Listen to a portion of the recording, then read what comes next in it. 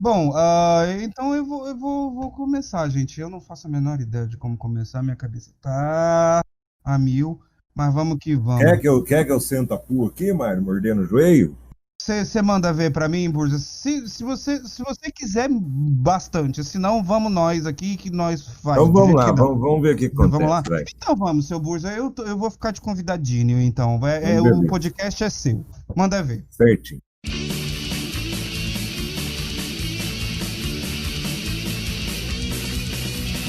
Então estamos começando aqui mais um podcast da Groselha. Nessa gravação de hoje aqui com o Yuri, com o Bruno, com o Mário e com o João Vitor Dias, o imperador Dom João I. Vamos começando aqui hoje falando sobre a cloroquina, essa droga aí que está sendo, como é que fala, prescrita por presidente da República e não por médicos. Vamos discutir. Essa droga em todos os É, sentidos, pior. né? Em vários sentidos. Pior que é uma droga que tem eficácia para algumas doenças, mas a galera tá querendo apavorar aí, ampliar isso, né, para também aí para o combate da Covid. E vamos discutir aí o assunto, né, entre nós aqui, ver, deixando claro aqui que ninguém aqui também é especialista. O Yuri, por ser biólogo, tem um conhecimento um pouco mais Ah, próximo do assunto, mas também ninguém é um especialista mesmo em farmacologia, em nada disso. Mas a gente vê que, como também isso está sendo usado muito mais como um discurso político, é possível que a gente possa dar algum palpite também nosso aqui sobre a cloroquina. Então, vou começar aqui pelo Yuri, já que ele tem aí algum conhecimento a mais que o resto do nosso cast aqui, para poder opinar sobre o assunto. Ô Yuri, o que você andou lendo aí sobre pesquisas aí com a cloroquina, testes que foram feitos? Você sabe alguma coisa disso para falar aí para nós? Alô. É uma pergunta meio ampla, né? Para você falar bastante. Pô, mas já começa assim, falando bastante. claro. Aí já Devagar. começa, Vamos por par. Não. o Vamos Yuri por já par. gasta o conteúdo todo nos primeiros 5 minutos e o podcast acaba. Então, eu fiz um pouco de lição de casa aqui. É claro que eu venho acompanhando de uma forma superficial, genérica, o que tem acontecido no mundo aí dos tratamentos ou possíveis candidatos a tratamentos ao Covid-19. Mas para me preparar para o podcast, eu dei uma lida um pouco mais a fundo no que. Não muito, hein, gente? Não muito. Não espere grandes epifanias minhas sobre esse assunto, mas eu fiz a minha lição de casa. Fiz o meu feijãozinho com arroz, dei uma lida. O que eu queria saber mesmo é quais são as pesquisas mais recentes, mais confiáveis a respeito. Então foi isso. Foi onde eu concentrei a minha leitura. E nessas pesquisas aí, alguma dessas pesquisas mostrou alguma eficácia, algum resultado que pudesse corroborar aí a prescrição presidencial? Então, não. Ou Nossa, seja, Curto e que grosso. gostoso, né? Curto Tô e grosso, admirado. então, mas fala, não. mas não adianta florear muito, porque realmente o Yuri que foi ler e foi atrás, fez a lição de casa aí, traz a confirmação daquilo que mesmo a gente que não foi procurar pesquisa e tudo, a gente já estava sabendo, né? Então, eu acho bacana a gente começar pelo básico. Primeiro, o que é a cloroquina e o que é a hidroxicloroquina, qual é a diferença entre as duas, para que serve, para o que ela é contraindicada. Né? Aí depois a gente vai para os estudos, eu acho que é didaticamente um pouco mais organizado. Mas aí eu quero chegar nas. Eu não sei se é uma pergunta pertinente para fazer, para a gente tentar ver esse negócio das pesquisas. Qual é a relação de usar a cloroquina e a hidroxicloroquina, que é mais para o tratamento de lúpus e malária? O que tem a ver com o Covid? Onde é que chegaram a essa conclusão? Como chegaram a essa conclusão? Olha, essa é uma excelente pergunta e eu acho que é uma pergunta onde a gente deve realmente começar essa discussão, que é exatamente por que raios, em algum momento, alguém achou que cloroquina e hidroxicloroquina poderia ser uma alternativa de tratamento contra a Covid-19. A resposta é mais simples do que parece. Não tem nada a ver com coisas muito complicadas como o mecanismo de ação. Simplesmente, quando houve aquela explosão, aquela pandemia da MERS em 2012, não sei se vocês lembram, no Oriente Médio, era uma gripe fodida, mas ficou contida lá, certo? A MERS é causada por um coronavírus. Não é o mesmo coronavírus, lógico, mas é um coronavírus. E quando isso aconteceu, cientistas, pesquisadores do mundo inteiro simplesmente fizeram uma corrida para fazer um screening, que é mais ou menos o que estão fazendo agora com esse coronavírus também, um screening, né, uma varredura de substâncias ou medicamentos que já estão no mercado que poderiam impedir a infecção das células pelo MERS, por aquele coronavírus que causava o MERS. É uma coisa às cegas mesmo, entendeu? Vai testando o que tiver na sua frente, o que tiver na sua cozinha, você vai testar. E começaram a testar bastante. E viram que a cloroquina e hidroxicloroquina tinha resultados em bloquear a entrada do coronavírus que causa do MERS nessas células. In vitro. Vamos deixar isso bem claro, porque é importante. Eu vou ter que falar um pouco sobre esses testes in vitro também. Só que todas as pesquisas relacionadas a MERS morreram rápido também, porque a epidemia morreu rápido. Inclusive as vacinas que estavam sendo desenvolvidas para MERS, elas não foram dadas continuidades, não viram sentido em continuar desenvolvendo as vacinas. Então nunca houve, se eu não me engano, uma vacina de fato para MERS que foi para o mercado. Algumas das vacinas que estão sendo desenvolvidas agora contra a Covid-19 são continuações da pesquisa das vacinas da MERS. Já estavam no meio do caminho, é um coronavírus também, então por que não usar a mesma metodologia, tentar já está em passos mais avançados. Então daí surgiu a ideia de usar cloroquina e hidroxicloroquina. Esse uso é conhecido como off-label, não sei se vocês já ouviram esse termo. Off-label é quando você pega um medicamento que já está no mercado, já é usado para alguma coisa, e começa a usar para outra coisa. Então você não sabe, às vezes você nem sabe como funciona, qual é o mecanismo de ação, por que as pessoas melhoram. Você não sabe. Tudo que você sabe é que existe uma droga que já foi testada, então toda a toxicidade dela já é bem conhecida, e está funcionando. É como se tivesse, sei lá, um remédio para gripe durante 30 anos, e aí sem querer você descobre que ela ajuda na sua depressão. E aí começa a ser prescrito para depressão também. Você nem precisa saber o porquê que tá melhorando a depressão da pessoa, desde que tenha sido comprovado num estudo randomizado, duplo cego, com placebo, blá blá blá, você vê os efeitos significativos, pronto, é um off-label, você vai passar provavelmente dezenas de anos tentando estudar o porquê, que também ajuda contra a depressão, até você descobrir. Mas o porquê, do ponto de vista de saúde pública, se torna muito menos importante do que a eficiência, certo? Certo. Então era uma esperança que a cloroquina e hidroxicloroquina fizesse o mesmo. Então foi daí que surgiu. Aliás, então, não, pode falar, fala. pode terminar, pode continuar. Não, é que eu não quero ficar falando muito sem ser interrompido. Porque...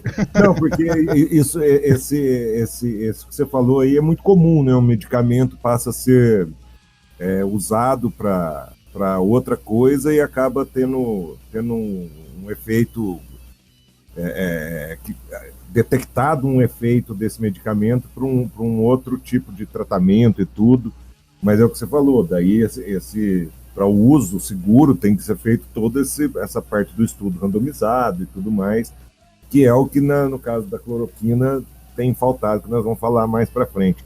E entrou agora no nosso podcast a Yara. A Yara chegou um pouquinho atrasada. Yara de biologia.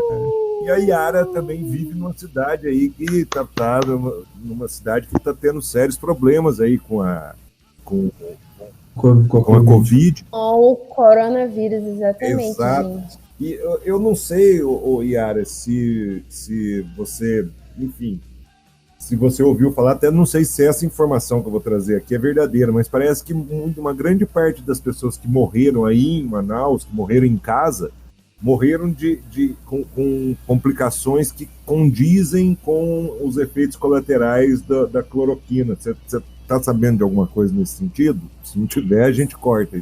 Sim, houve essa questão dessa notícia, né?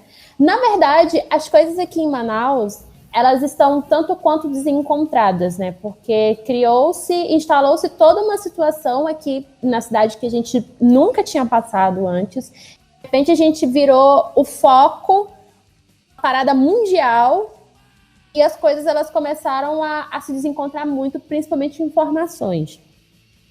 Sobre essa questão da cloroquina, houve um estudo, né, aqui em Manaus, que aconteceu em alguns hospitais. Era um estudo que estava sendo feito com cientistas, pesquisadores, e eles estavam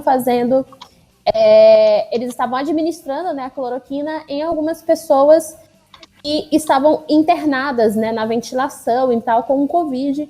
11 dessas pessoas acabaram falecendo por conta, na verdade, o que foi divulgado é que tinha sido uma superdosagem desse medicamento para essas pessoas.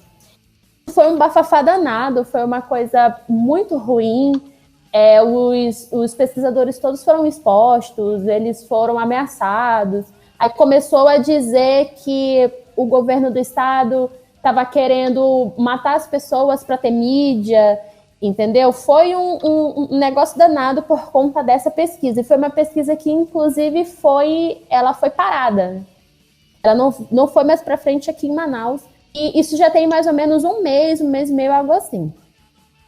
Agora está tendo essa nova discussão, né? Das pessoas que faleceram em casa após a administração da cloroquina. Houveram também algumas pessoas que estavam na ventilação, usaram a medicação, apresentaram uma melhora, foram para casa e morreram em casa, assim, já após alta. Nossa Senhora. Tiveram também pessoas nessa situação. Então, oficialmente, eu não sei dizer em que pé que está isso aqui em Manaus, mas essa é uma notícia que rolou mesmo. Mas é necessário um pouco mais de estudo e de observação, né? Pra gente saber o que foi que causou, na real, a morte dessas pessoas. Se foi a cloroquina ou se foi, sei lá, um novo contato com o vírus, né? Essas pessoas elas não estavam imunes, elas entraram em contato de novo. Ou se foi o sistema imunológico delas que estava baixo. E aí acabou acontecendo um outro problema, assim, que não era Covid e tal, e as pessoas elas já estavam fracas e acabaram morrendo. Mas a hipótese é essa. Que esses efeitos colaterais aconteceram pós-medicação e depois delas apresentarem uma melhora e irem para casa. Foi uma parada mais pós-alta. Nossa, que terrível, cara. Que terrível. Mas falta mais observação, né? Mais estudo desses casos, tudo mais. Mas está uma situação bem péssima. Eu estava até comentando com alguém, acho que não era com vocês, eu estava comentando com alguém. E eu estava conversando com o Felipe do Xadrez Verbal, que também faz os vídeos com o Átila. Aí a gente estava conversando, ele mandou uma mensagem para mim perguntar se estava tudo bem e tal, coisa que a gente não se falava. E aí a gente conversou e disse assim, cara, todo dia eu dou pêsames para alguém aqui em Manaus. 1, 2 pessoas por dia. Na internet, no WhatsApp. Sempre aparece alguém, ai, nossa, meu tio morreu, meu amigo morreu, o vizinho morreu, sabe? Todo dia eu dou pêsames para pelo menos uma pessoa aqui em Manaus. Então, a situação que se estourou é uma situação muito complicada e é até meio difícil entender como foi que isso aconteceu, porque em uma semana estava tudo bem e em menos de 10 dias a gente já tinha mais ou menos 100 vítimas. Entendeu? Foi uma coisa assim muito rápida e eu não consigo explicar o porquê. A Isso questão é que aconteceu. você falar que é uma situação complicada, você tá sendo muito boazinha, né? Tá calamitoso a questão da situação. Mas uma coisa que me chamou a atenção aí no que a Yara falou, você vê que a gente aqui tem uma posição, colocando entre aspas aqui, meio que crítica à cloroquina, né? Então seria uma tendência nossa de querer culpar a cloroquina por alguma coisa. E a Yara, expondo a situação lá de Manaus, falou, olha, mas ainda precisa de estudo para a gente poder falar alguma coisa. É isso que é a diferença entre quando você tem uma postura, digamos, científica, no caso, né, independente do que você quer ou não quer, de uma postura que não é científica, que é o que está sendo adotado pelo presidente. Uma coisa muito interessante que o Yuri falou, que também eu acho que vale muito a pena a gente ressaltar aqui no podcast, que é um detalhe que às vezes muitas pessoas não sabem, mas no começo do relato do Yuri, ele falou que a pandemia que estava acontecendo... Onde era mesmo, Yuri? Epidemia. No Oriente Médio. Aonde? Oriente No Médio. Oriente Médio. Era um tipo de corona. Na verdade, explicando de uma maneira melhor, Covid é o nome da doença. explica. Inclusive, eu fiz até uma live pro projeto que eu trabalho aqui, que é um projeto de educação. As pessoas elas tendem a confundir. Mas, na verdade, coronavírus é um nome que a gente dá para uma família de vírus, que é a família dos coronavírus. E eles têm uma característica em comum, né? Esse nome seria pelo fato do genoma dele se parecer com uma coroa, né? Quando as pesquisas começaram a ser feitas nos anos 60, logo após a descoberta desses primeiros coronavírus. Então, esse nome é por conta dessa característica. Eles têm um genoma meio redondinho, parece uma coroa. Então, corona vem disso. O importante... O Covid-19 é o nome da doença que a gente começou a conhecer no ano passado. Justamente. Então, o Covid-19 é uma doença e ele é transmitido pelo coronavírus SARS-CoV-2. Exatamente. Então, só para não pensar que é uma coisa nova, que é tipo apareceu e ele é uma coisa só. Não, é uma galera e o 19 é quem tá fazendo essa cagada, entendeu? Exatamente. É uma galera bem grande, inclusive. Vários já foram isolados. Tem vários coronavírus conhecidos, mas que não atacam o ser humano. Entendeu? Eles estão presentes em vários grupos animais. Esse em específico, inclusive, esse SARS, qual que é o nome do vírus inteiro? SARS. O SARS-CoV-2. Isso. Esse, inclusive, já se conhecia a presença dele principalmente em morcegos. Tem um estudo muito bom a respeito da descrição desse grupo, desse vírus especificamente, de 2011, e o próprio estudo fala que, olha, existe um reservatório muito grande desse vírus em morcegos, no sul asiático, e a própria conclusão do estudo é uma bomba relógio. A hora que isso passar pro ser humano, o bicho vai pegar. Caralho, o cara já dizia isso. 2011. O cara já dizia 2011. Isso no estudo, caralho. Fudeu. No estudo, cara.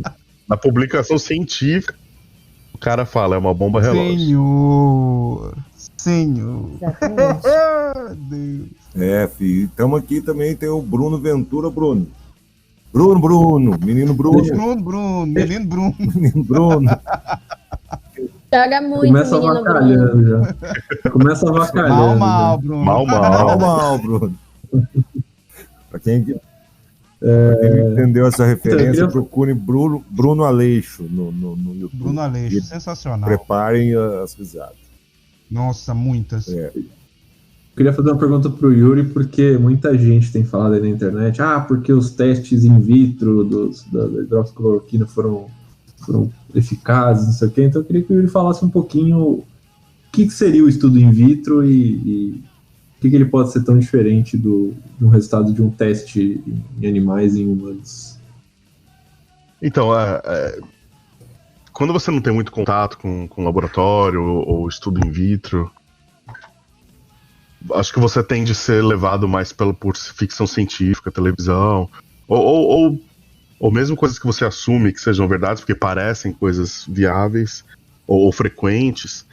e não são. Então, quando a gente fala de estudo in vitro, a gente está falando necessariamente de cultura de células, né? Então, uma cultura de célula numa placa ou numa garrafa, e você vai aplicar nessa cultura de células o seu objeto de estudo. Só que, então, começando, você já consegue imaginar a falta de complexidade de um resultado de estudo in vitro, certo? Você está fazendo um teste de uma substância numa cultura de células. A cultura de célula não tem irrigação nervosa, não tem vaso sanguíneo, não tem um monte de coisa que um organismo tem, certo? Então você já consegue imaginar a simplicidade. Mas tudo bem, porque o modelo de estudo in vitro não é para estudar essas coisas complexas, é para estudar um primeiro passo, né? No caso de um antiviral ou de algo que tente bloquear a entrada do vírus na célula, é exatamente isso, é ver se uma substância consegue impedir que um vírus entre na célula daquela cultura. Agora, uma coisa que pouca gente se atenta sobre essa cultura de células eu acho que é do imaginário coletivo que cultura de célula é a coisa mais simples do mundo. Tipo, você vai no laboratório, eu quero testar numa cultura de célula, tira um pedaço da sua pele, joga ali numa placa e faz uma cultura de célula. Não funciona assim. Cultura de célula é uma coisa muito difícil, muito delicada. Tão difícil e tão delicado que a gente usa a mesma linhagem de células, deve ter duas, eu só conheço 2 linhagens de células, para todo mundo. Todos os laboratórios possuem, porque são, finalmente acharam uma linhagem de célula que é duradoura. E aí essa linhagem de células é a que a gente vai fazer todas as pesquisas em vitro. De novo, eu não conheço todas as linhagens, mas eu vou dar um exemplo, 2 exemplos, que são os mais, certamente talvez os mais famosos. Então, um que estuda-se muito virologia é a cultura de célula Vero, que é uma extração de célula renal de macaco. Então, célula de rim de macaco. A célula epitelial do rim do macaco. E essa é uma cultura de célula que se usa, e inclusive foi usada nos estudos da MERS e agora da Covid-19. Então você imagina, não é nem uma cultura de células humanas, né? Uma cultura de células de epitélio de rim primata, então tá próximo, mas ainda assim não é humano. E vou mais longe ainda, né? Essas células tem uma razão pela qual elas são super duradouras. Quase sempre uma cultura de células são de células cancerígenas, são câncer. Só assim para sobreviver numa cultura de células de uma forma eficiente o suficiente para a gente fazer estudos. Então, imagina, e é o caso dessas células. As células elas têm uma super anomalia cromossômica que faz com que elas sejam imortais, né? Elas podem se duplicar sem nunca perder a longevidade. Então, imagina, você está fazendo um estudo de penetração de vírus que ataca o epitélio pulmonar humano usando uma célula de epitélio renal canceroso macaco. Então, você tem que ter um enorme grau de ceticismo, né, quando você vai fazer isso. Eu mencionei eu falei que ia mencionar 2 tipos de célula. Tem uma outra cultura de célula muito famosa, que é o HeLa, H-E-L-A, que ela é chamada assim porque a mulher de onde... Essa é humana, a mulher de onde foi tirada chamava Henrietta Lacks. Existe um livro, aliás, que eu recomendo para todo mundo, que chama Vida Imortal, de Henrietta Lacks, que é a história da vida dela. Ela tinha um câncer de colo de útero, coletaram o material para fazer biópsia, viram que as células se reproduziam, que era uma beleza, e até hoje. E eu tô falando de culturas de célula, por exemplo, da Henrietta Lacks, é uma cultura de célula que começou em 1951. A Vero, eu acho que eu tenho aqui 1962. Tá vendo? A gente tá falando de culturas celulares que começaram 50, 60, 70 anos atrás. Então, eu tô falando isso para desmistificar um pouco do que é o estudo in vitro, entendeu? O estudo de in vitro não é, deixa eu pegar aqui um pedaço do pulmão humano, aí jogo a minha droga, jogo o vírus. Não é, você está trabalhando com coisas muito elementares, muito básicas. Então, o que aconteceu? Quando foi colocado esse novo coronavírus nessas células Vero, e colocaram no meio cloroquina ou hidroxicloroquina, tô procurando aquela porcaria de estudo. E quando colocaram cloroquina ou hidroxicloroquina, o resultado foi bom. Realmente, a hidroxicloroquina agiu, não 100%, hein? Mas houve um resultado interessante em bloquear a entrada desse novo coronavírus nessas células Vero. Mas quando finalmente... E aí já começaram alguns estudos em humanos, a gente vai falar também desse protocolo de Marseille, mas mesmo depois de terem começado, conseguiram fazer uma cultura de célula do epitélio do sistema respiratório humano. E aí fizeram o mesmo teste in vitro. E aí o resultado você já deve imaginar. O resultado é que a hidroxicloroquina e a cloroquina não conseguiram impedir que esse novo coronavírus entrasse nessas células. Isso acontece porque a forma de penetração do vírus na célula Vero é um meio diferente, um caminho, é um túnel diferente do que ele usa para entrar na célula-alvo. E a célula-alvo, infelizmente, é o nosso sistema respiratório. Só abrir um parênteses aqui, o título de curiosidade, uma cultura de células que tragicamente ficou famosa no Brasil, deveria ter ficado, é a REC 293, que é as células dos fetos abortados, na verdade um feto abortado só, que o Olavo de Carvalho fez aquela referência da Pepsi uma vez. É uma outra cultura de células que temos aí, que não foi usada em teste de Covid, né? Só com uma curiosidade. Quer dizer que nem em testes in vitro ela mostrou eficácia, né, Yuri? Não, nem in vitro. A hora que foi para células de epitélio respiratório humano, do sistema respiratório, não mostrou eficácia. Bom, vamos seguindo aqui. O Bruno, tem mais alguma coisa a ser levantada aí? Algo... Não sei se a próxima pergunta se eu faço, se quer que eu faça. Não, deixa o... deixa eu fazer uma pergunta pra Yara. Eu posso... fala, Yuri, fala. Desculpa. Eu posso pular para esse primeiro estudo francês que... Pode. Que foi o que... Tá bom, então rapidinho aqui. Então tem um médico pesquisador francês, que é o Dr. Didier Raoult. Eu não sei se eu estou pronunciando o último nome dele corretamente, pra falar a verdade, não me parece um nome francês. Que ele já era um cara considerado... Eu vou fazer um pouco aqui daquela assassinar a reputação do cara, mas a gente tá aqui num ambiente informal, tudo bem, né? Ele já era um cara considerado meio doidão. Se você olhar umas fotos dele na internet, você vai ver que ele parece mesmo doidão. Meu, que agora eu vou procurar. Eu vou digitar. Digita aqui pra mim que eu vou procurar. Eu já vi. Aí eu quero também ver. Didier. É o arquétipo do cientista louco. Isso, exatamente. Exatamente. Ele parece doido de Volta pro Futuro. Então. Meu Deus! É o Dr. Emmett Brown de Chapinha. Tá, entendi.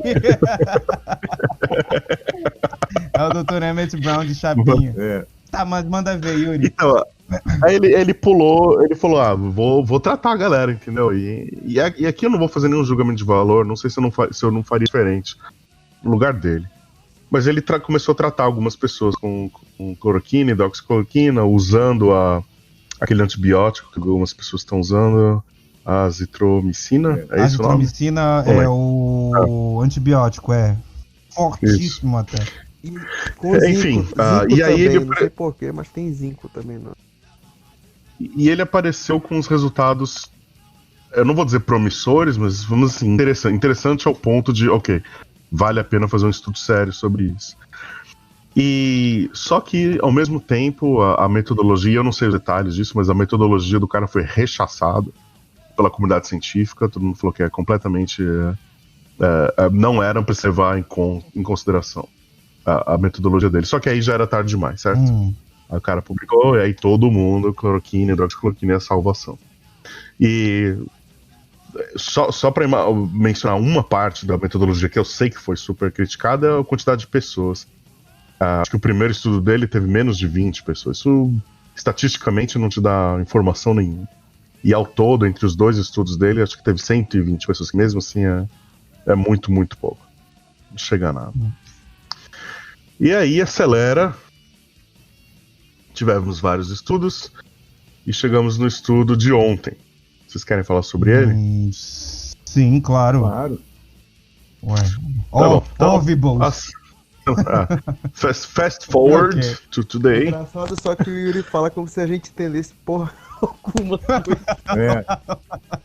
Não, eu não sei qual é a ordem que você Não, quer. mas tá maravilhoso. Pode continuar, sensacional.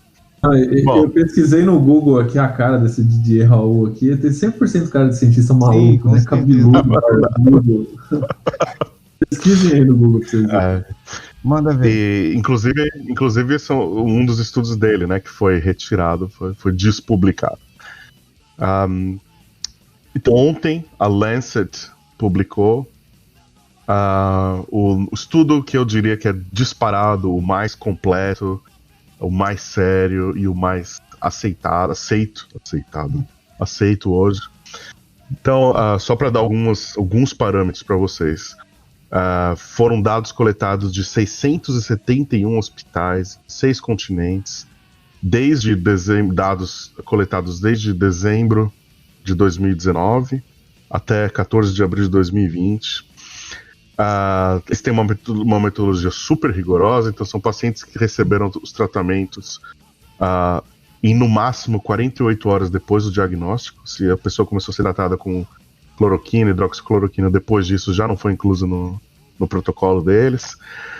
Eles consideraram cloroquina sozinha, cloroquina com o antibiótico macrolide, que é a família de antibióticos da azitromicina. Então, cloroquina sozinha, cloroquina com antibiótico, hidroxicloroquina sozinha, hidroxicloroquina com antibiótico. Pacientes que receberam o tratamento logo quando foi, mesmo antes de ter qualquer sintoma grave, pacientes que foram diagnosticados quando já estavam graves, então só receberam tratamento depois. Ou seja, eles cobriram todos os cenários que você pode imaginar. E no total foram 96.032 pacientes. Então agora a gente está falando de um número decente, certo? Por uma pesquisa. E a conclusão deles foi: não só qualquer combinação de cloroquina e hidroxicloroquina não ajuda na melhora do paciente, não diminui o número não diminui a proporção de fatalidade, e não diminui a severidade dos sintomas, mas aumenta a mortalidade dos pacientes, sei lá, 30%, alguma coisa assim. Então, é um estudo enorme, sério, publicado numa revista de alto impacto, Lancet. É importante dizer que já está publicado, porque o que tem acontecido muito hoje em dia, isso é uma coisa sobre comunicação científica. Às vezes você escreve um artigo, para ele ser publicado, leva bastante tempo, porque ele tem que ser revisado, ele vai voltar, você vai ter que ajustar. O que tem acontecido hoje em dia é que as pessoas, porque a coisa está indo muito rápido, elas estão fazendo pré-print. Pré-print é quando você escreve um artigo e simplesmente publica ele não numa revista científica, publica ele na internet e fala: olha, isso aqui foi submetido para publicação em revista científica. Mas as pessoas já têm acesso aos resultados, certo? Então, só que ainda não foi revisado. Aqui a gente está falando de um artigo que já foi publicado ontem na Lancet, então já foi revisado pelos seus pares. E eu acho que é difícil em ciência falar assim: isso aqui encerra o assunto. Não acho que encerra o assunto, mas vai ser muito difícil você provar o contrário. Num estudo desse, com 96 mil pessoas, distribuídos em 6 continentes, com quase todos os cenários, na verdade, cobertos, cloroquina, hidroxicloroquina e a combinação com os antibióticos, e os resultados serem tão ruins, tão pobres, eu acho que mostra o que aquele estudo in vitro mostrou com células do sistema respiratório humano, que realmente essas drogas não ajudam em nada a bloquear a entrada do vírus. E como elas são altamente tóxicas, elas vão acabar, pessoas que já estão em estado frágil vão levar a óbito. Então a gente já pode considerar que, por exemplo, mesmo porque tem muito defensor do governo, assim, que fala o seguinte: mas essas pesquisas, elas não cobrem porque é feito num momento que a pessoa já está no estado... E sempre acha um argumento.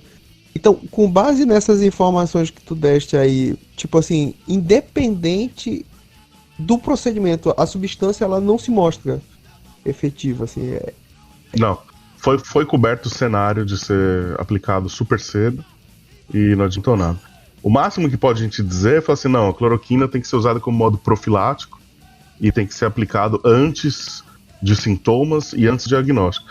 Mas aí é a mesma coisa que eu, sei lá, você vai no médico, o médico te fala assim, vamos fazer uma quimioterapia.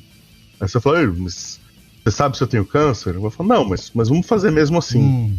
Aí você faz lá uma quimioterapia, 6 meses depois, o médico fala, olha, eu tenho uma boa notícia pra você. Você não tem mais câncer. Aí você vai falar, eu nem sabia se eu tinha. Não, mas se tinha ou não agora não tem. Agora não tem mesmo. Isso foi uma questão também, porque saiu o negócio do Ministério da Saúde liberando o uso da cloroquina no SUS, né? Inclusive, eu dei uma olhada no documento do novo protocolo, que saiu essa semana, e no protocolo eles foram bem enfáticos, entendeu? Tipo, eles liberaram, ok, mas eles foram muito enfáticos ao colocarem que não há essa questão científica, né? Não há comprovação científica. Foram também enfáticos em colocar no protocolo que o remédio pode causar morte, sim. Então, nesse documento, inclusive o próprio Bolsonaro, ele foi... Eu acho que acabou sendo meio que obrigado a colocar lá no Twitter dele, né? Que ele só se comunica através daquele Twitter. E que realmente não havia esse embasamento científico, né? No tweet que ele fez. Não tem embasamento científico, mas tá aí, não sei o quê. Blá, blá, escreveu algo nesse sentido. Sim. O que ficou colocado...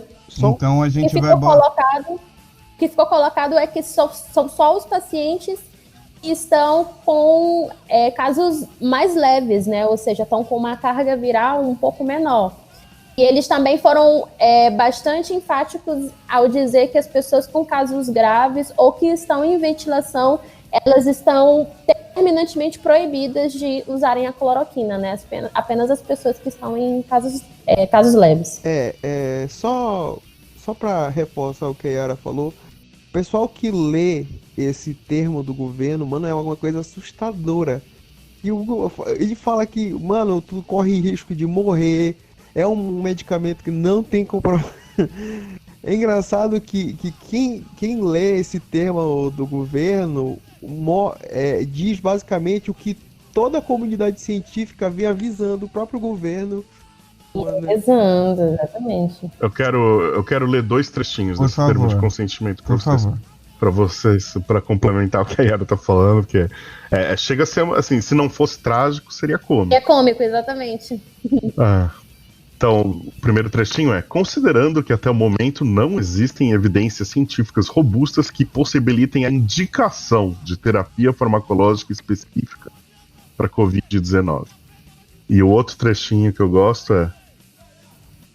Deixa eu ver.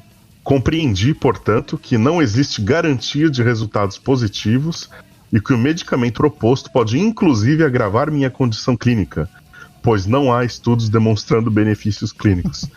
Tipo, você tá tomando o quê? Você tá tomando pó de café pra curar?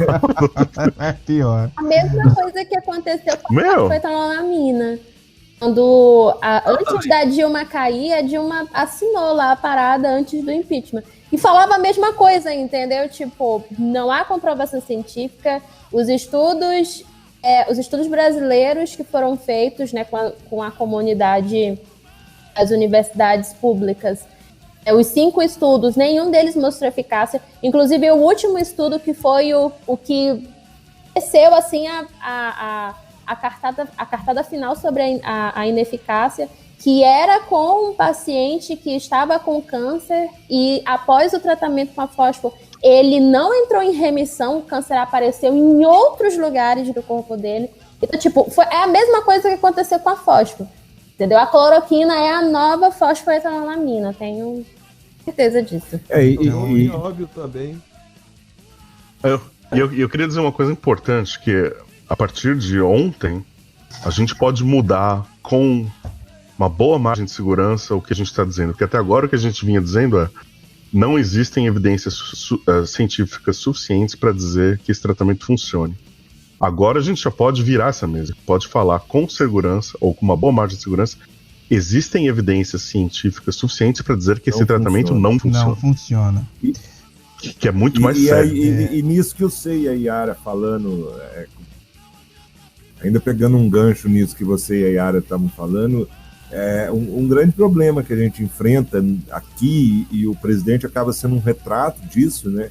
É o analfabetismo científico total, né? Que é aquela ideia de que se alguém tomou o remédio e sarou, significa que o remédio faz bem. Quando não, às vezes a pessoa ia sarar de qualquer forma, de qualquer jeito, e provavelmente no caso da cloroquina foi isso. A pessoa deu sorte de se recuperar tomando a cloroquina e de não ter nenhuma complicação em virtude da cloroquina, né?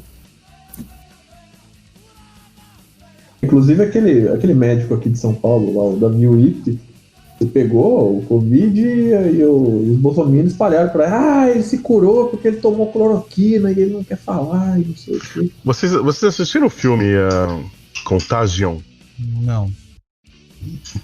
Pô, vocês estão perdendo, Netflix, cara. né? Um filme da Netflix. É um filme muito bom e ele lida com a pandemia. Imagina esse novo coronavírus, só que com uma taxa de mortalidade de 20% ao invés de 1%. É isso que é o filme. E ele mostra isso de uma maneira bem real e cruel. A única coisa irreal lá é que os Estados Unidos Salva todo mundo. tá super bem preparado e salva todo mundo. Ai, como sempre, né? Nenhuma. Mas a progressão da doença e a reação dos cientistas, eu acho que até agora é uma das mais próximas da realidade que eu já vi. Mas eu tô mencionando porque nesse filme mostram o lado da cloroquina, né? Que é um cara da internet lá, um blogueiro, que fala que tem uma substância lá que é uma substância tipo homeopática, não sei, é um negócio, eu não lembro, alguma coisa fitoterápica. E ele inventa isso, ele chega ao ponto de, porque ele tá ganhando dinheiro com isso, certo? Ele tá lucrando. Ele chega ao ponto de fazer um vídeo. Ele chegou ao ponto de fazer um vídeo falando que, olha, eu tô com todos os sintomas, eu peguei a doença e tal. Aí ele, tô tomando aqui o remedinho. Aí no dia seguinte ele faz o vídeo e fala, olha, melhorei e tal. Mentira, né? Então, mas mostra esse lado irracional do povo, a galera invade a casa dele pra tentar roubar o tal do medicamento. Mostra bem isso. Yuri, a propósito disso que você falou no filme, dando uma desviada um pouco do tema, mas ainda questão de pandemia, eu não sei se eu li em algum lugar da onde que eu tô tirando essa informação que eu vou falar aqui. Então, se um vírus ele tem uma letalidade muito alta, igual esse aí do filme de 20%, a tendência é que ele não se espalhe muito, porque como vai na onde ele surgir, na onde ele tiver lá né, onde começar a transmissão do vírus, a mortalidade já vai ser alta, isso vai causar um pânico em quem tá em volta e tudo. Tem sentido isso ou é viagem? Tem. É um dos fatores, certo? Se o vírus entra em você em um dia, você já tá com todos os sintomas, em 3 dias você tá morto, certamente não é um vírus bem sucedido. Mas se a taxa de letalidade é alta, 20, 30%, só que ele leva 15 dias para se manifestar, e nesses 15 dias você está transmitindo e ele é altamente virulento, vai matar todo mundo, não tem jeito, certo? Que é o que acontece nesse filme. Né? Demora um tempo para as pessoas começarem a sentir sintomas, e nisso elas estão transmitindo. Então aí já deu tempo de todo mundo viajar para tudo quanto é canto do mundo. Já era. Que legal. Eu queria fazer uma pergunta para Yara. Que a Yara, você falou que aí os médicos, né, nos hospitais estão fazendo estudos em cima dos pacientes que tem aí, de toda a situação que está acontecendo aí. Você teve algum contato com alguém que estava fazendo os estudos? Você teve acesso a alguma notícia, algum resultado, alguma coisa que, sei lá, que você possa passar? verdade. O que mais foi. O estudo mais polêmico que teve foi esse, né? Em que as 11 pessoas acabaram falecendo com uma superdosagem, né? Essa ficou sendo a causa da morte desses pacientes. Então, esse experimento, ele acabou ficando parado. Então, pelo menos dentro de hospitais, eu acredito que não esteja mais rolando nada, né? Sem nenhum tipo de estudo. O que pode estar acontecendo são alguns estudos, principalmente mediados pela Fiocruz. Eles já fizeram há algumas semanas atrás a questão do estudo dos genomas do vírus distribuídos pelas regiões do Brasil. Então, foi feito um estudo para cá, para a região norte também, né? Porque tem essa possibilidade dele estar em mutação de novo, né? Por conta das particularidades de cada região. Aqui, por exemplo, a gente está com bastante calor e chuvas muito intensas, que é o que a gente chama de verão amazônico, né? É quando faz muito calor, mas chove horrivelmente.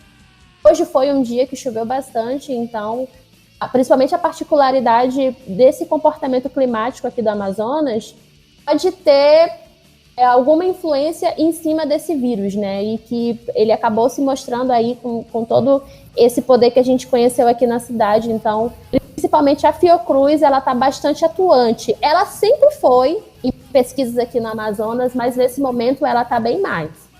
Então, tipo, extraoficialmente, eu não sei de dados, né? O que eu fiquei sabendo foi dessa última pesquisa, que foi uma polêmica muito grande, né? Como eu falei, as pessoas foram ameaçadas e tal, foi uma coisa muito séria. Mas a Fiocruz, ela está encabeçando aí essas pesquisas, pelo menos aqui na região norte, né? Principalmente depois dessa questão do genoma.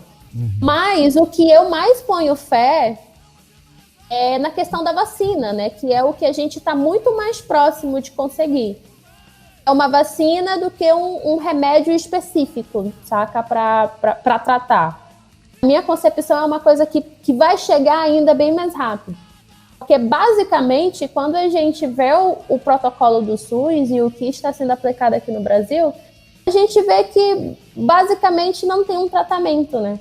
As pessoas estão em casos leves, elas são mandadas para casa e elas precisam da alimentação, precisam ficar em quarentena, sabe? Não tem é um tratamento muito geral, é um tratamento que geralmente é passado basicamente para qualquer pessoa que tem uma virose. Então não há esse negócio, entendeu? Então é isso que talvez deixe as pessoas cada vez mais em pânico. Essa questão de não se haver um tratamento certo, entendeu? Não se haver uma coisa que talvez as pessoas que tenham menos instrução achem que é uma coisa mais séria. Por isso que, por um lado, eu até entendo as pessoas que falam sobre a cloroquina, né, a hidroxicloroquina, porque realmente, quando você tem algum caso na família, ou quando você fica doente, você vai para o hospital, você percebe que não existe, entendeu? É uma coisa muito geral, é uma coisa que é utilizada também, são instruções que os médicos dão que são utilizadas também para outros problemas.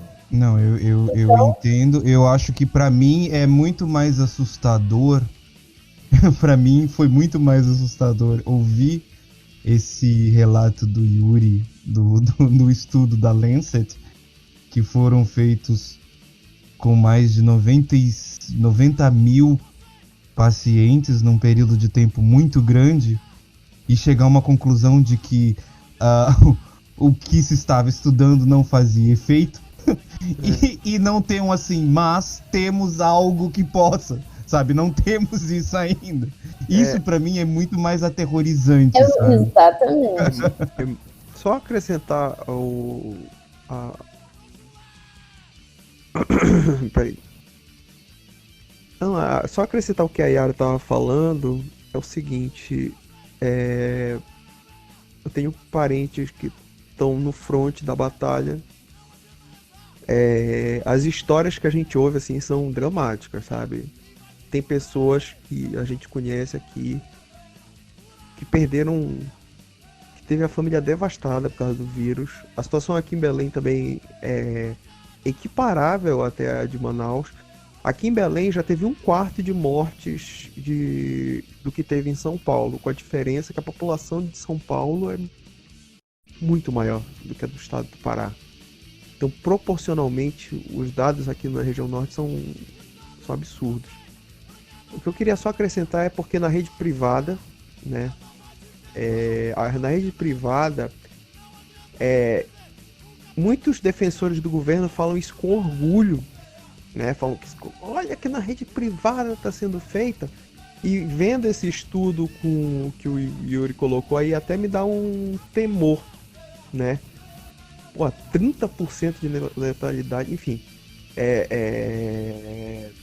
o que está acontecendo? A orientação nas redes privadas Apvida e Unimed aqui em Belém, né? Não sei se nos outros estados são. É a distribuição da cloroquina sem... Eu não sei se é verdade, eu posso estar falando, eu não quero me comprometer, mas é o que está falando. É a distribuição da cloroquina sem critério. Sem pudor nenhum. Sem critério. Da cloroquina porque o povo está desesperado. Tu tá entendendo? É uma demanda popular, né? Então, se isso é uma bomba relógio, eu não sei, é uma coisa até preocupante em cima das informações que foram dadas, entendeu? É só isso que eu... Também tem a própria questão também dos testes, né? Aqui em Manaus agora tem muitos laboratórios e, tipo, eu não tô nem falando da rede privada maior, né? Mel, Unimed, que tem aqui em Manaus, Apvida e tal, que são empresas muito grandes. Mas laboratórios pequenos agora passaram a comercializar o teste. E o que foi apurado é que esses testes, eles estando positivos ou não, os resultados eles não estão sendo repassados para a contagem oficial. E isso causa uma certa preocupação, porque tem muitas pessoas que estão procurando fazer esses testes, e pelo menos aqui em Manaus, esse teste não é barato.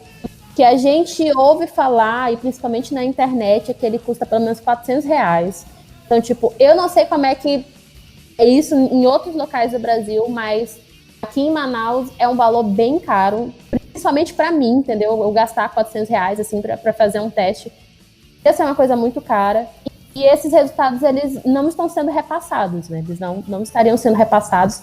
A gente não sabe, eu pelo menos não sei como é que se faz o repasse desses dados, né, para a contagem oficial, enfim. Mas é uma coisa que não está sendo feita. A situação tá tão... A situação, só pra ti, porque como tu és de Manaus, eu de Belém, a gente tá aqui no mesmo...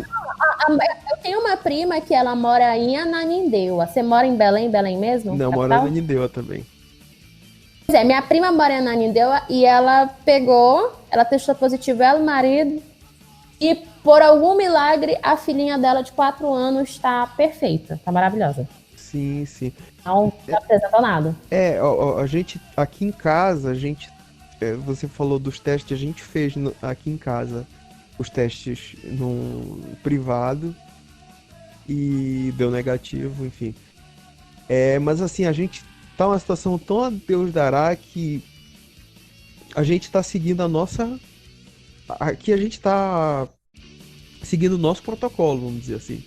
A gente evita procurar rede de hospital, porque é uma situação assim de abandono. Aqui no norte é a sensação que a gente tem. Eu vivo falando isso com os meninos, é uma sensação de abandono, sabe? Parece que não tem sistema de saúde. A gente tá vivendo, parece que no narcocapitalismo aqui. Aqui em Manaus, a estrutura que foi feita um hospital de campanha, um hospital bem grande, tem muitos leitos. E teve os respiradores que foram comprados na loja de vinho, né? Eu não sei se vocês ficaram sabendo dessa polêmica que com o governo de estado aqui do Amazonas. Mas, fora isso, alguns hospitais de universidades, e, enfim, tem os cursos de medicina, né? Eles também acabaram abrindo. Então, tem de uma universidade particular daqui, que é a Newtonense, que abriu o hospital. E o hospital da Universidade Federal do Amazonas, né, da UFAM, também está super aberto para fazer todas essas coisas. Mas o negócio foi que mesmo com esse aparato e mesmo com os outros hospitais que já existiam, mesmo assim o sistema de saúde entrou em colapso, porque depois de poucas semanas, esses hospitais eles tiveram que atender Manaus e o interior. E tipo, Amazonas são 62 municípios, querido. E aí, de repente, veio muita gente do interior para cá também, porque pelo menos a região metropolitana, as cidades que estão aqui ao redor de Manaus já começaram também a disparar em casos. Esse pessoal todo vem para cá. Então, o grande problema de Manaus foi essa questão do colapso. Manaus, a capital, ela até que conseguiu se preparar bem, mas o interior, ele não tinha suporte nenhum, entendeu? Nem de teste, nem de leito, nem de respirador, nem de nada. Então, colapsou por quê? Porque essa galera tinha que ir para algum lugar e o lugar que tinha que vir era para Manaus. Olha, aqui no Pará... Entende? Então, foi... Aqui no Pará tem aproximadamente 8 a 9 milhões de habitantes, né? 7 só são aqui na capital. Eu posso estar totalmente errado esse número, mas é um número aproximado. E na região do sul e sudeste do estado, Marabá, vamos dizer assim, para uma população de 500 mil habitantes, 1 milhão de habitantes, eu não sei exatamente, mas por aí tem 4 UTIs. Sim. Então tu imagina uma pandemia, né? E é justamente o que está acontecendo em Manaus, né? Eu acho engraçado porque muitas pessoas aqui, muitos bolsominions aqui da nossa região, falavam, não, aqui é quente, o vírus não sobrevive, né? Falavam essas coisas. E eu lembro até o vídeo do Conde falando, o Conde, citando aqui o Conde, que ele falava assim, realmente... Eu vou até recomendar o canal dele na descrição. Aí, não, porque ele falou uma coisa que é muito verdadeira, que é a diferença da gente, da região norte para as outras regiões, é que a gente tá fudido. Essa é a única diferença. É a única diferença. O Conde até chegou a contar o caso de uma família dona de uma rede de supermercado aí do Pará, né, João? Que por causa da quarentena, não sei o quê. Aí eles pegaram e fretaram o jatinho pra São Paulo, aqui foi o mesmo pessoal que chorou em carreata para o pessoal voltar a trabalhar. É o pessoal que pode pegar um jato e sobrecarregar o sistema aí de vocês de São Paulo. Vai deixar vocês sem respirador. Tu tá entendendo? De fuder, né, cara?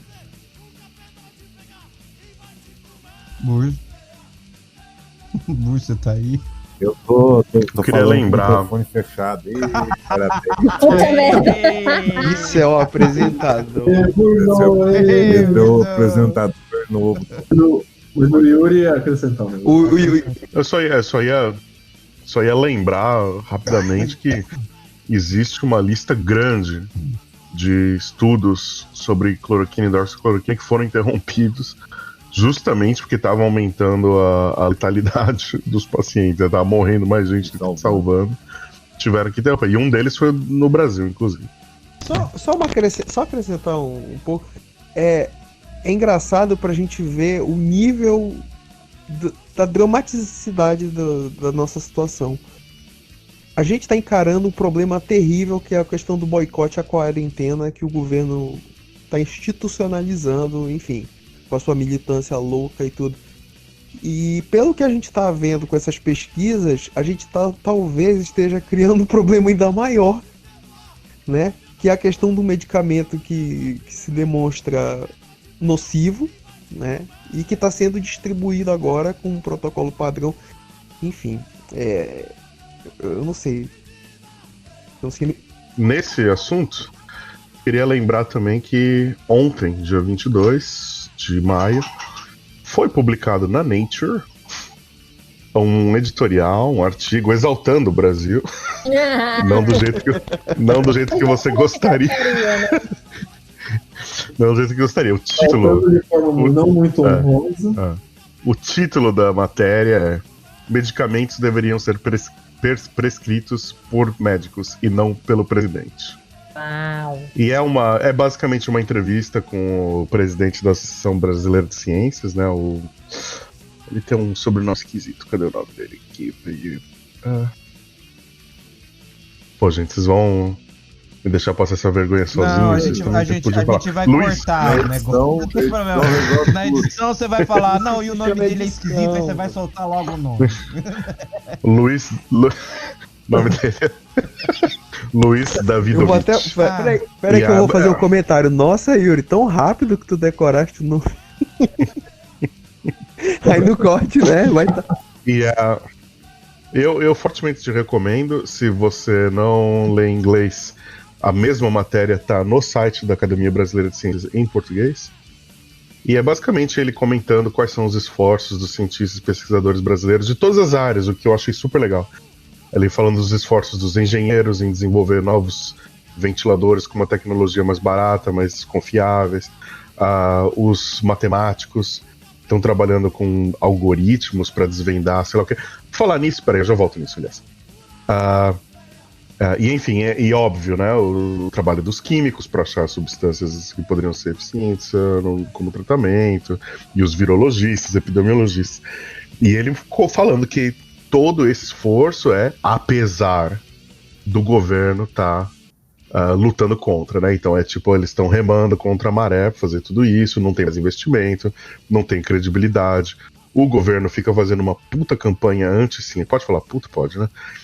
O governo fazendo uma puta campanha anti-científica, entendeu? Com esses birutas no poder, completamente biru. Imagina a Damares falando que, você quer que... Vocês viram isso que ela falou? Vocês queriam que venha um anjo falar que a cloroquina funciona? Não, um anjo não, um médico. Tá bom, a pesquisa tá bom, não precisa ser um anjo, não. Ela falou que Se fosse essa pesquisa da Lance. Tu viu que ela falou que ela testemunhou o milagre da cloroquina no Piauí, pô? Pois é.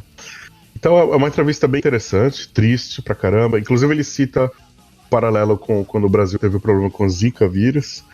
Falou que que eles conseguiram fazer um trabalho muito mais eficiente, justamente porque o governo tava trabalhando junto com eles, né? E tava alocando recursos, dinheiro, pessoal, aonde precisava, na hora que precisava. Então foi um negócio bem mais tranquilo, o que ele considera uma vitória. Então tá aí, um artigozinho da Nature falando do nosso querido presidente e o governo de pseudocientistas. Destaque internacional, né, mano? Inclusive falando sobre essa questão de se estar fazendo respiradores e tal, a gente viu que teve uma galera da USP que conseguiu fazer um modelo de respirador mais barato, e ele foi validado, né, e tudo mais. E a gente, né, nós, pessoas que participam da Campus Party e do Instituto Campus Party, né, que no caso eu faço parte do Instituto, a gente tem os laboratórios incluídos pelo Brasil. Aqui em Manaus tem um laboratório que vai abrir, eu sou a coordenadora desse laboratório. E a gente está fazendo um esforço no Brasil todo, com todos os professores dos laboratórios incluídos e dos coordenadores, para ver se a gente também dá a nossa contribuição para isso. Então, a gente está tentando trabalhar em um modelo de respiradores que possam ser feitos com impressora 3D e com equipamentos básicos de Arduino, né, que não são equipamentos tão caros, e que a gente tem disponível por todos os 100 laboratórios incluídos que estão abertos no Brasil todo, né? Então, é importante a gente ressaltar isso, e também foi muito legal o que o Yuri falou sobre esforços de todas as áreas, porque é realmente todas as áreas que estão se envolvendo de alguma forma.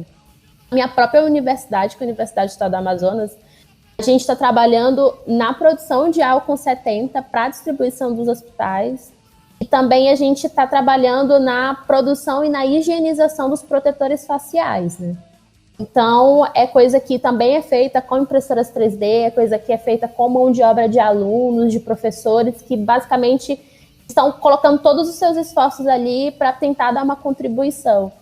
Fora todos os professores de escolas públicas, particulares, professores de universidades, também estão tendo que se reinventar nesse período para continuar levando a educação para muitos alunos, né? Então, são esforços realmente de todas as áreas. Tanto esforços para conter o vírus em si, como esforços para deixar algumas coisas também muito importantes não pararem, como essa questão da educação.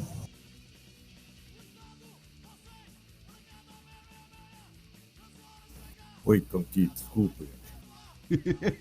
É que as informações estão tão interessantes que eu tô aqui. Pior, eu tô embasbacado aqui, velho. Eu tô muito embasbacado, velho. Esse podcast é de longe o melhor de todos. Podia deixar a Yari e o Yuri. Só os dois. Dupla sertaneja, né? Yari e Yuri. Dupla sertaneja, Yari e Yuri, né, cara? Dava pra gravar aí um CD. Nossa, é só falar tchá, você não ganha dinheiro com isso. Nossa, mas esse podcast tem que sair amanhã, nem que eu vire à noite editando ele. Realmente, tá sensacional. Nossa, velho. Para qualquer participação aqui, o que a gente pode acrescentar diante dessas informações? A gente pode só falar, o presidente é um filho da puta, já que... É um boçal. Mas tem toda essa questão sociopolítica que todo mundo tem que comentar. Não, exato. A jogada disso aí é o seguinte, porque eu não consigo, agora falando sério mesmo, eu não consigo diferenciar se o Bolsonaro é apenas mais um retardado que não entende bosta nenhuma de ciência e que acha até que está fazendo algo certo, não no sentido de tem boa intenção, mas acha que não está fazendo nada demais, ou se é um cara que sabe que está fazendo merda, mas foda-se em nome da política. Agora, deixa eu te interromper. Agora, Burda, deixa eu te interromper um pouco. Interrompa. Ele está plenamente ciente do que ele está fazendo. Porque ele é muito bem assessorado, entendeu? Todo governante, ele sabe muito bem, ele foi muito bem informado que falou, olha, é o seguinte, ele sabe muito bem as estatísticas e para onde vai levar, você tá entendendo? O que me deixa assim mais preocupado, porque é o seguinte, eu acho que há um consenso entre as pessoas que estão aqui conversando, que essa política dele é eugênica, é de eugenia, é genocida. Vamos falar o português claro. Agora, o que me preocupa agora é saber que essa porra da cloroquina, se ele tá empurrando essa porra da cloroquina com essa mesma ciência, tu tá entendendo? Porque aí já é um nível de psicopatia tipo Darth Vader, sabe? Quando ele destruiu aquele planeta lá só porque ele se encaralhou, é o Dantooine, né? Quando ele destruiu o Dantooine só pra intimidar o maluco. É um nível de maldade nesse sentido. Porque é uma pessoa que sabe que a política dele vai sacrificar as pessoas porque ele quer se reeleger, porque ele quer garantir o mandato dele, né?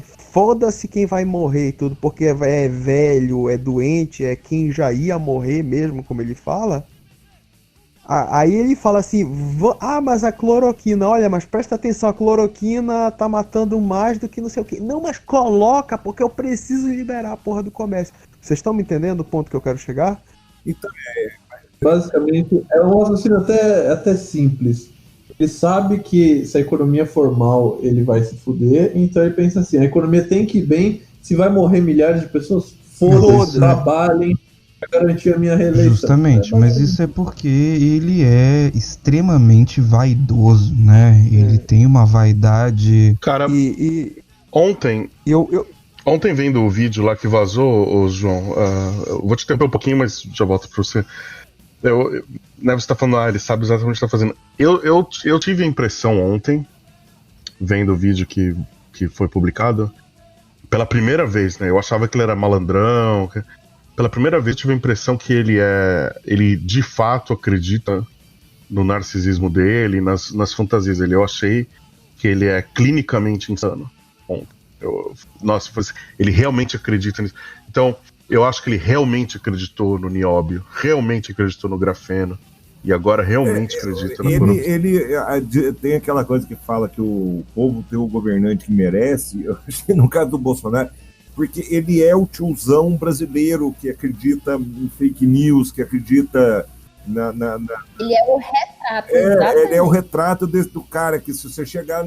Agora não, porque nós estamos em isolamento, mas na hora que acabar o isolamento, se você for em algum boteco do Brasil, você vai ouvir o cara falando, essas indústrias farmacêuticas mentem para nós, para ganhar dinheiro, não sei o que tem. Isso aí tem cura pra tudo, mas já tem cura pro câncer, mas eles não divulgam porque o Drauzio Varela... Essas merda, e esse que é o ponto que eu tava falando inicialmente. Que acho que o Yuri acabou dando assim... Eu confirmo exatamente isso que o Burza falou por algo que eu escutei semana passada. E exatamente nesse exemplo, Burza, do dono do bar, onde eu compro ração pro meu cachorro. Ele tava ouvindo... Você compra ração seu cachorro num bar? Como assim? É, porque ele vende a granel. E... é tipo um mercadinho, só que ele fechou as portas e aí ele passa pela grade as coisas. A gente não entra. E aí, gente, mas foi tudo padrão que você imagina disso do tiozão. Ele é um tiozão, coroão, daqueles que usa camisa aberta, social, com a pançona, tá? É dono do bar. E tava ouvindo num áudio do WhatsApp, mostrando pros amigos sentados o áudio falando que o corona ele foi criado em laboratório para derrubar os Estados Unidos em uma guerra biológica e que para isso ia afetar principalmente e primeiramente os países de terceiro mundo. Então assim, isso o nosso presidente, ele é o retrato desse povo que eu considero um povo miúdo. O Bolsonaro é o mais próximo de uma democracia que a gente jamais... Eu tenho que colocar isso aí, porque os meus amigos sabem aqui meus posicionamentos. Eu sou um coxinha chato. Eu sempre deixei muito claro isso. Agora, é uma coisa, eu sempre fui simpático com pautas liberais, essas coisas, com todas essas questões. Mas eu vou te falar uma coisa, esse governo, ele pode ter a maior responsabilidade fiscal da história desse país. Esse governo pode promover um superávit histórico. Eu não estou falando que isso vai acontecer, porque isso não vai acontecer, né? Então, os dados econômicos são desastrosos. Mas é isso que a gente tem que falar. Quando as pessoas falam, tá vendendo o governo pro centrão, tá falando... Quando as pessoas tentam acusar o governo de questões de corrupção que eu acho completamente legítimas, eu acho que isso é uma questão tão pequena diante da gravidade desse contexto que a gente está falando, que a gente está falando de talvez do maior genocídio da história desse país. É sério, a gente tá, talvez, eu não quero estar certo nisso, entendeu? É horrível falar isso. É horrível. Uma pessoa uma pessoa com simpatia aos pensamentos de direita, e eu tô vendo a direita brasileira se curvar a um genocida, legitimar o genocídio, sabe? E sem pudor algum. E muitas pessoas que falam em nome da liberdade, em nome da democracia, essas coisas, é assustador. Você tá entendendo? É assustador o que tá acontecendo. É só isso mesmo. Você vê aquela galerinha fazendo carreata tal de Hilux, né? Exato. Faixinha, eu pago teu salário e tal. É basicamente ele quer mandar o funcionário pobre dele se fuder. Eu fico imaginando daqui a... e ele fica em casa de home office. Eu juro. Olha, se eu tivesse um chefe... Teve um print que saiu, um print de Twitter, se não me engano, que saiu, que retrata bem também isso da população. Que era alguém reclamando assim, aqui em casa a gente fez o isolamento tudo certinho, mas a família da nossa empregada não fez, e agora ela passou coronavírus pra gente. Pô, você não dispensou tua empregada, filha da puta. Exato. Ela não tem família, Tá coitada. todo mundo, a tua família trancada em casa, não teve as mães de dividir, ó, um limpa o banheiro, o outro limpa o quarto, o outro limpa a sala, o outro limpa a cozinha, e depois, semana que vem, a gente reveza, porque limpar banheiro é meio chato, pra poder cada hora... Não, é porque na família desse povo só tem aleijado, filha da puta, né? Aí daí fez a empregada ir trabalhar e daí põe a culpa nela de ter transmitido o coronavírus. A gente tem uma elite. Eu digo, olha, quando a Marilena Chauí falou aquela frase famosa dela sobre a classe média, eu fiquei contrariado, achei um exagero, achei absurdo e tal. E Hoje em dia eu ia pedir desculpa pra ela. Muita gente concordou, aliás, discordou daquela frase dela, achou de um radicalismo alto. Olha, hoje dá a impressão que é verdade, que parece Sim. que a galera quer confirmar, quer dar razão para Marilena Chauí. Sim, Assim, o não, que vamos fazer ela ficar certa, ela estava errada, mas vamos fazer de um jeito para que ela Presta fique certa. atenção, Burza. O que ela falava como um xingamento naquele discurso dela, naquela reunião, o Bolsonaro falou como palanque. Exatamente. Tu tá entendendo? O que o Bolsonaro falou na reunião foi as acusações que a Marilena Chauí fazia contra a classe média paulistana. É insano isso. É insano. Mas é verdade. É porque eu não quero muito me estender, porque eu acho que eu tô desviando muito o foco do assunto. Eu peço até desculpa. Não, mas não tá, não. Não, pior é que não. Acaba sendo, porque o que acontece? A gente tem uma crise sanitária, uma doença, uma pandemia se espalhando. É a hora que você separa mesmo o joio do trigo. Não tem jeito, tem gente que tá achando. É claro que eu até dou um desconto para pessoa ignorante que acha que acredita no Bolsonaro, porque que motivo for, e acha que a cloroquina realmente vai curar, que tudo vai ficar bom por causa disso. Tem realmente a pessoa que por ignorância acredita nisso. Mas tem uma galera que tá cagando e andando se vai morrer gente e fala, não, mas vai morrer de qualquer jeito. Não vai morrer de qualquer jeito, sabe? E essas pessoas... Essas pessoas, elas vão ter...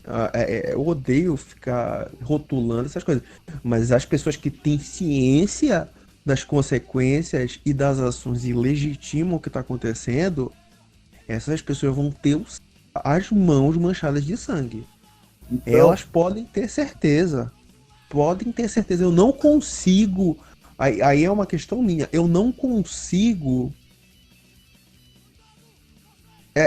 conseguir ver alguém que pensa assim e acha que isso é normal. Vocês estão querendo... Eu não sei se eu tô sendo claro. É um absurdo, cara. É um absurdo isso. Ô Bruno, você que é da área de economia, essa divisão de falar, não, tem que retomar a economia, porque se ficar todo mundo trancado, a economia vai se ferrar. Mas se você tiver uma mortalidade alta também, as pessoas começarem a ter medo de sair na rua, quer dizer, fazer um lockdown não por posição legal ou imposição governamental, mas um lockdown espontâneo por medo de sair na rua e pegar uma doença. Claro, isso que falam, existe uma dicotomia entre quarentena e retomar a economia. Não existe isso, porque pode retomar a economia, as pessoas não vão consumir. Tem exemplo, em Santa Catarina reabriram shopping, reabriram um monte de coisa e o movimento parado, não tem ninguém comprando nada. Cara, quem imaginaria que na maior pandemia em 100 anos ninguém ia querer bater perna e comprar coisa em lote. Ninguém queria comer um hambúrguer da Madeiro, imagina, né? Porra. Isso que eu ia falar. Exato. Chocado, né? Exatamente. O melhor hambúrguer do mundo que te faz te expor. Nossa, super acessível. Eu pago o mais barato, paga R$45 com um hambúrguer ruim e que vem com um coronazinho pra você. Um corona de... E o que é mais foda é que os caras falam, não, que a quarentena vai piorar a economia. Um estudo que saiu, vou ver se eu acho e coloco na descrição, de dois economistas do FED e do MIT, eles estudaram a gripe espanhola, né? E eles pegaram várias cidades americanas na época. As cidades americanas que fecharam mais rápido, fizeram uma quarentena mais forte no começo, tiveram uma recuperação muito mais forte depois da economia. Porque você evita o colapso do sistema de saúde, evita mortes e, por consequência, isso vai ser bom para a sua economia. Se você tem uma mortalidade super grande, isso vai ter um efeito no longo prazo para a economia terrível. Tem um relatório do FMI também, que vai nesse mesmo sentido, que falando que dos países escandinavos, o que mais vai sentir no aspecto econômico é a Suécia. Justamente por causa da... né? A Suécia tem a maior mortalidade por milhão de habitantes, né, da Europa inteira. Inclusive a Suécia é um modelo aí que o Bolsonaro está falando, porque é a Suécia, não sei o quê. Nossa, a Suécia tá na merda, cara. É uma tragédia, cara. É o maior do mundo, né? Os mortos por milhão de habitantes. É, morte por milhão.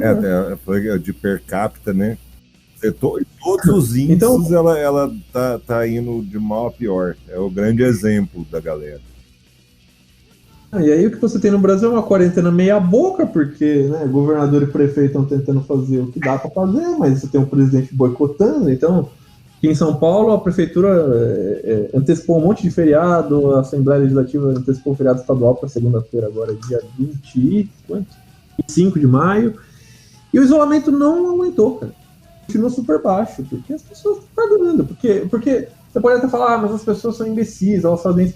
Mas aí que tá, cara, a figura do presidente, ela é muito pesada, então a palavra do presidente, ela serve de exemplo, né? A autoridade deveria servir de exemplo, mas a autoridade tá fazendo o contrário do que deveria fazer. Exatamente, o presidente, ele valida, sim, né? Então você vê os líderes mundiais, todos, existe todo um cuidado não só com palavras, mas como com ações, né? Então você vê líderes mundiais que estão levando a Covid a sério. Eles não dão entrevista, eles não estão cercados de absolutamente ninguém, eles estão completamente sozinhos. Eles, aqui, por exemplo, aqui no Canadá, eles montam um palanquinho pequenininho na frente da casa do primeiro-ministro, vai todo mundo embora, filma de longe, né, os microfones estão lá no palanquezinho, ele sai, você vê ele saindo da porta da casa dele, anda até o palanque, faz o pronunciamento, volta, acabou, entendeu? Você não vê saindo na rua, apertando a mão e tal. Então, é toda uma questão. Tem toda, e eu odeio essa palavra, mas tem essa questão da neurolinguística, né, de você passar a liderança pelos mínimos gestos, né, os gestos e as pequenas palavras que você fala.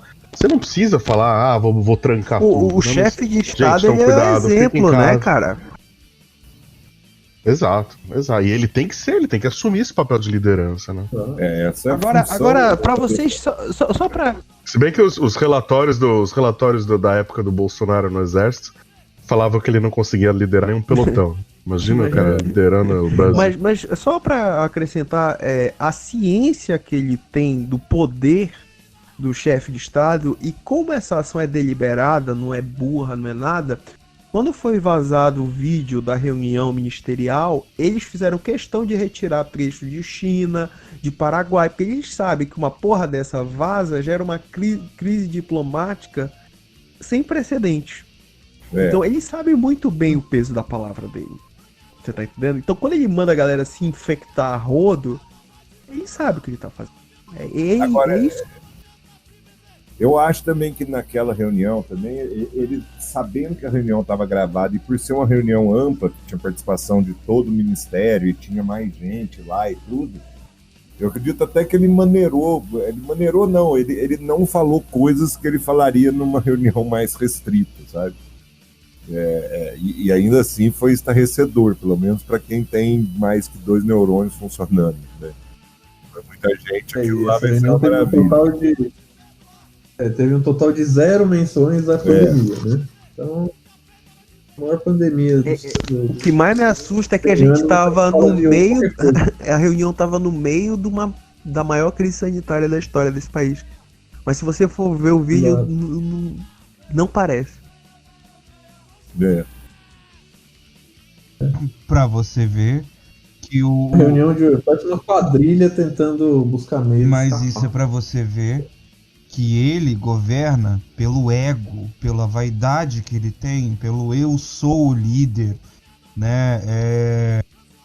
Ele me faz até lembrar de um rei absolutista, assim. Que o rei absolutista, ele era Deus pra ele mesmo. Mas... Não, mas assim, o que é, assim, pra tu ver o nível da coisa, a gente tá falando de cloroquina. Não, Quando a gente entra falando do governo, aí não tem muito... É horrível a situação, cara. É uma situação assim que... Mas não tem como falar de um sem falar no outro. Não tem como separar o outro. Não Não, sabe, e porque... assim, só uma. Mesmo no absolutismo, que a gente tem uma visão que o absolutismo, o rei mandava e fazia o que bem queria, mas você tinha também todo um jogo político. O rei tinha que ficar muito esperto, porque senão eles davam um jeito de trocar o rei matando, fazendo alguma coisa, dando algum golpe, essas coisas sempre existiram. Então tinha. E a gente nota que o Bolsonaro ele quer agir como um monarca absolutista, mas um monarca absolutista no como é que fala? Do senso comum, que manda e desmanda, faz o que quer e tal. Ele é do tipo do que comam brioches mesmo. Não, sabe o assim. que o Bolsonaro me lembra? Vocês já jogaram SimCity? Você sabe quando vocês ficam zoando a cidade com aquelas catástrofes naturais? Praga, disco voador. Parece que ele tá nesse modo, mano. Mas eu acho que pra resumir o nosso presidente, só falta ele dizer mesmo que comam brioche. Na verdade, ele já fala isso, né? Que tomem cloroquina. É a mesma coisa, pelo menos ao meu ver, majestade, tá faltando pão. Ora, que comam brioches. Enfim. Basicamente, morreram tantas mil pessoas, e daí? Exato. Não sou Covid. Joga cloroquina, então. Eu não faço milagre. Então... Foda-se. Só tá faltando a guilhotina pra esse desgraçado. É só o que tá faltando. Escuta, eu tive uma ideia. Sim, senhor. Já que o nosso podcast aqui é sobre dar valor à ciência, dar ouvidos à ciência, eu não sei se os ouvintes aí já ouviram falar, ou vocês que estão aqui no projeto Folding at Home. Aparentemente at Home? Não. Folding at Home é um projeto de distribuição computacional. Ou seja, é uma forma de pessoas remotamente emprestarem o poder computacional dos seus processadores em casa, do seu computador aí, que você está em casa, para ajudar os cientistas a desenvolverem terapias, entenderem melhor doenças, através de simulação de dinâmicas de proteína. Eu tenho já participado há muito tempo, já, sei lá, 1 mês ou 2, que foi quando eu conheci.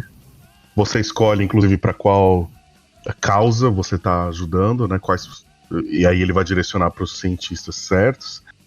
E eu tenho escolhido Covid-19 agora, porque é a emergência do momento.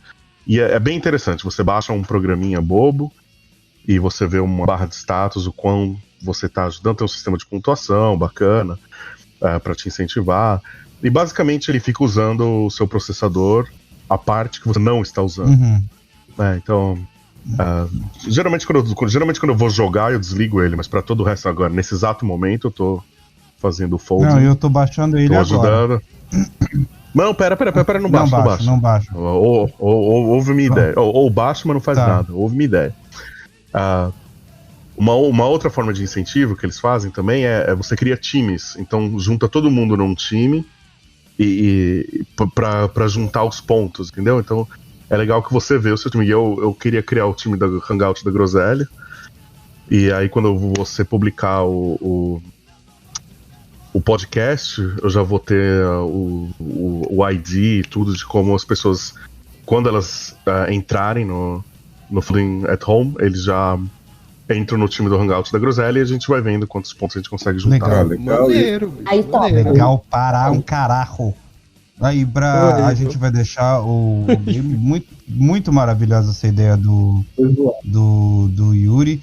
O link vai estar na descrição também do podcast. O site é o foldingathome.org, foldingathome.org, foldingathome.org. Aí o site tá em inglês, tá? Aí você, se você quiser baixar aí, tem um botão simples lá que chama Start Folding. exatamente. E aí ele vai te guiar nas instruções do que fazer. O importante é lembrar que quando ele abrir e perguntar se você quer fazer parte de um time, você coloca o time do Hangout da Groselha e a gente vai contribuir juntos, então. E você escolhe também qual time que você tá apoiando. Você escolhe o que você quiser. Eu sugiro, no momento, usar a Covid-19. Eu também. O time que está apoiando, não, desculpa, a doença que está apoiando. Perfeito. E se você quiser mandar um e-mail para o nosso podcast, mande um e-mail para podcastdagroselha@gmail.com.